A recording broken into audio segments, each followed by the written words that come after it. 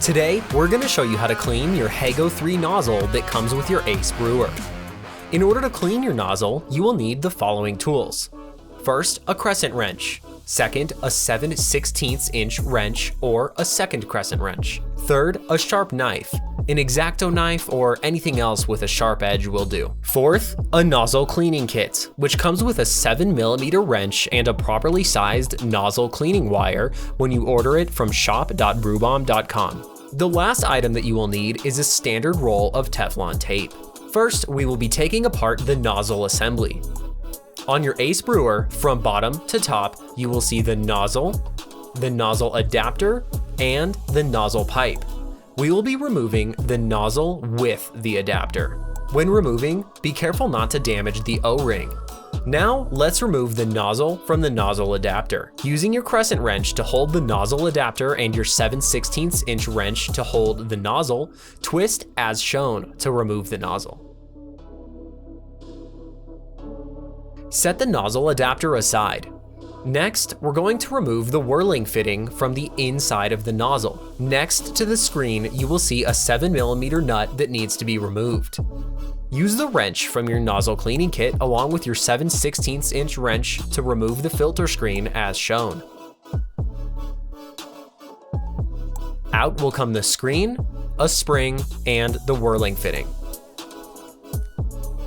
The whirling fitting has 4 slots on it that channel water and allow the nozzle to have a uniform spray pattern. It's important that these channels are clean. Inspect the channels to see if any debris has collected. Use a sharp knife and carefully clean the channels. Take care so as not to damage the channel. Once the whirling channels are clean, set the fitting aside. Next, let's clean the spray hole on the nozzle itself. Using the wire that's included with your cleaning kit, insert it into the hole. Rotate the wire and make sure that the hole is free of obstructions. Clean from both sides. Next, blow on the nozzle to remove any free-floating debris. Inspect the hole again to make sure that it is properly clean and uniformly round. Now it's time to reassemble the nozzle.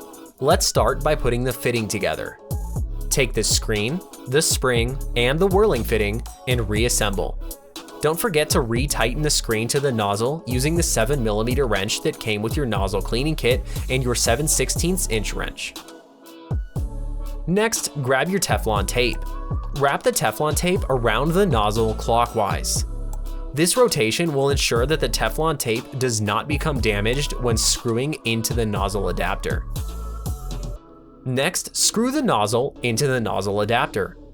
Using your crescent wrench on the adapter and your 7/16 inch wrench on the nozzle, tighten.